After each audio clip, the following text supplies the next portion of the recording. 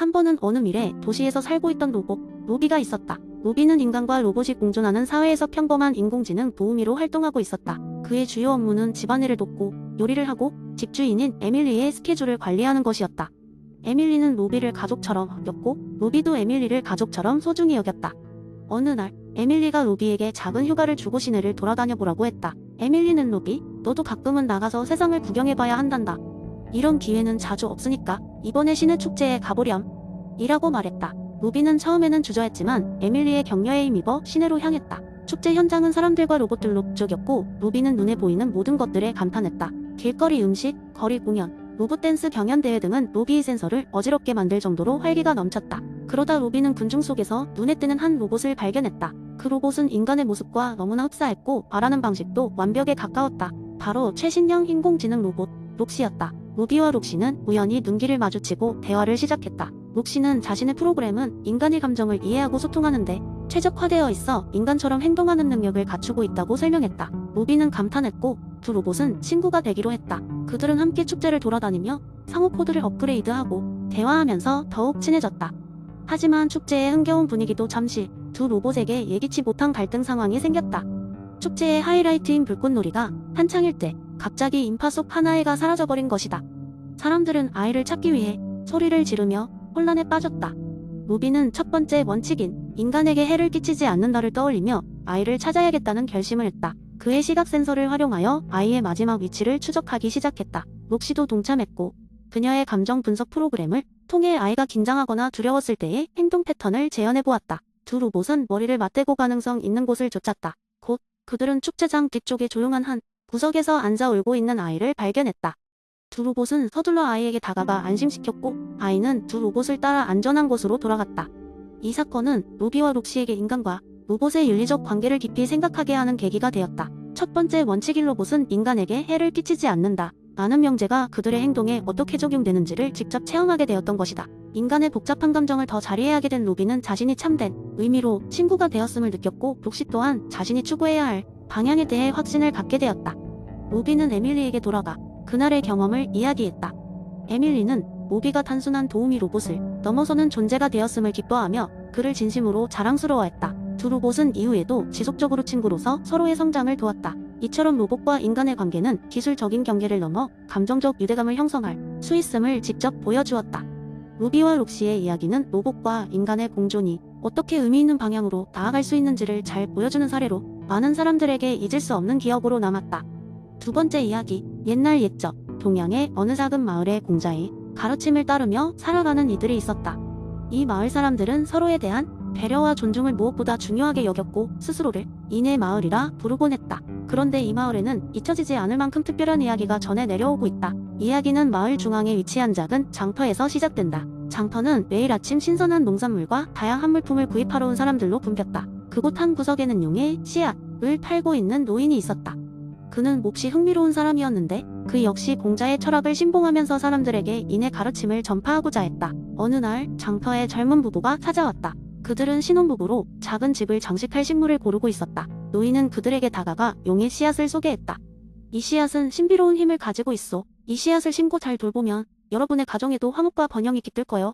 부부는 그 씨앗이 매우 비싸다는 것을 알았지만 노인의 말을 믿고 씨앗을 구입했다. 집에 돌아온 부부는 작은 화분의 씨앗을 심고 매일같이 정성스레 돌봤다. 하지만 이상하게도 씨앗은 몇 주가 지나도 싹이 트지 않았다. 실망한 부부는 노인을 찾아가 항의했다.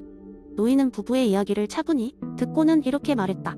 용의 씨앗은 단지 물리적인 식물이 아닙니다. 그것은 인과 사랑의 상징이지요.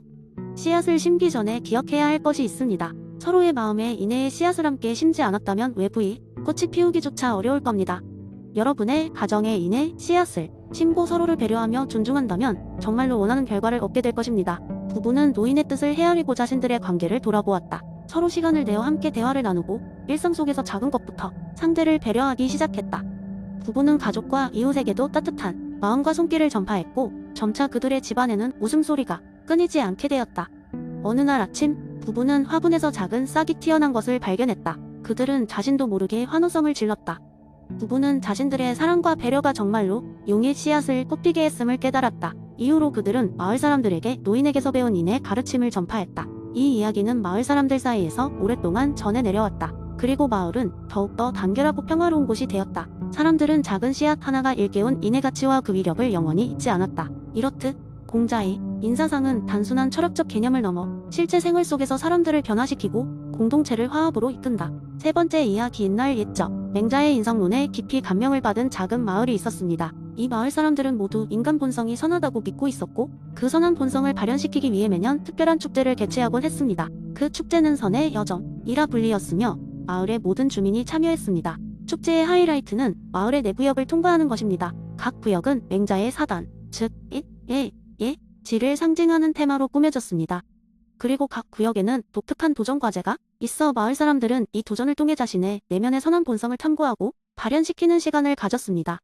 첫 번째 구역인 인의 마당에 들어가면 온갖 화려한 꽃들로 꾸며진 정원이 사람들을 맞이했습니다. 이곳에서는 서로의 좋은 점을 찾아 칭찬하고 나누는 활동이 있었습니다. 사람들은 익숙하지 않은 이웃에게 다가가면서 서로의 따뜻함과 인간다움을 느낄 수 있었습니다. 사람들은 이곳에서 인자함이 가장 순수한 인간의 모습임을 깨닫곤 했습니다. 다음으로 이어지는 두 번째 구역은 의의 거리였습니다. 이곳에서는 마을의 나이 많은 어르신들이 자리 잡고 앉아 있었고 그 주변에는 크고 작은 문제들이 적힌 두루마리가 펼쳐져 있었습니다. 사람들은 각자 돌아가며 두루마리 속 문제를 풀고 자신의 선택이 의로운지를 고민하게 되었습니다. 이 과정에서 사람들은 무의식 속에 잠자고 있던 정의로운 모습을 발견하게 되곤 했습니다. 세 번째 구역, 예의 정원에 이르면 모든 참가자들은 저마다 전통 의복을 입고 정해진 순서대로 인사를 나누고 서로 존중의 마음을 표현해야만 했습니다. 이곳에서는 특히 예절과 존중이 중요성을 배우게 되며 서로를 지지하는 공동체의 힘을 생각하는 시간이었습니다. 마지막으로 대망이 지혜의 길이 펼쳐졌습니다. 길을 따라가다 보면 수수께끼가 적힌 비석들이 줄지어 서 있었습니다. 지혜롭게 각각의 문제를 해결하며 나아가는 경험은 이곳의 사람들로 하여금 스스로의 지적 능력을 시험하고 더 나은 결정을 내릴 수 있도록 도와주었습니다. 축제를 마친 마을 사람들은 통과했던 4가지 구역에서 배운 발을 들고 다시 일상으로 돌아갔습니다. 이 축제를 통해 사람들은 맹자가 주장한 것처럼 선한 본성을 깨달았고 그 본성을 더욱 발전시키기 위해 노력하는 것이 진정한 인간의 과제임을 느꼈습니다. 그리고 이렇게 매년 축제를 치르면서 마을은 점점 더 화목해지고 평화로운 공동체로 발전해 나갔습니다. 맹자의 이론에 바탕을 둔 선의 여정은 사람들로 하여금 내면을 탐구하고 자기 자신을 보다 더 선하게 만드는 원동력이 되었던 것입니다. 이 재미있고 유익한 축제는 인성론의 참된 의미를 이해하고 실천하는 데 큰 역할을 하였고 사람들 사이에 따뜻한 인정을 나누는 장이 되었습니다. 네 번째 이야기. 옛 조선시대 어느 한 마을에 태계 이황이 그의 제자들과 함께 거닐고 있었다. 이황은 제자들에게 그의 대표적인 이론인 이기론에 대해 설명하려고 하고 있었다. 그러던 중 이황은 마을에 있는 정자에 앉아 제자들에게 재미있는 썰을 풀어주기로 마음먹었다. 자, 오늘은 이 위와 기에 대한 재미있는 이야기를 들려주마. 이황은 제자들의 눈빛이 기대감으로 반짝이는 것을 보며 미소 지었다. 옛날에 한 청년이 있었네. 이 청년의 이름은 성현이라 했지. 성현은 항상 세상의 원리를 알고 싶어 했지만 그에 대한 답을 찾지 못해 마음이 답답했네. 제자들은 고개를 끄덕이며 이야기에 집중했다. 그런데 어느 날 성현은 꿈속에서 한 마을에 도착했네. 그 마을은 무언가 신비로웠다네. 산천초목이 다 말하고 움직이는 것 같았고 하늘은 낮과 밤이 동시에 존재하는 듯 했다네.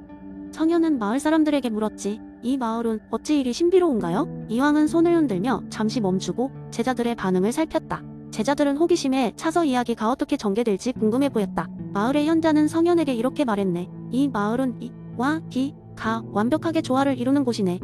모든 것은 위라는 본질에 따라 이루어지지만 그 이가 현실화되기 위해서는 기라는 변화가 필요하네. 성현은 이해하기 힘들어했지. 이황은 목소리를 낮추며 이야기에 긴장감을 더했다. 현자는 성현을 2개의 큰 나무 앞에 데려갔네. 하나는 튼튼하고 변치 않는 떡갈나무였고 다른 하나는 꽃을 피우고 열매를 맺는 과일나무였지. 현자는 성현에게 이렇게 말했네. 떡갈나무는 위를, 과일나무는 기를 상징하지. 떡갈나무는 그 자리에 변화 없이 존재하지만 과일나무는 매년 꽃이 피고 열매가 맺고 잎이 떨어지네.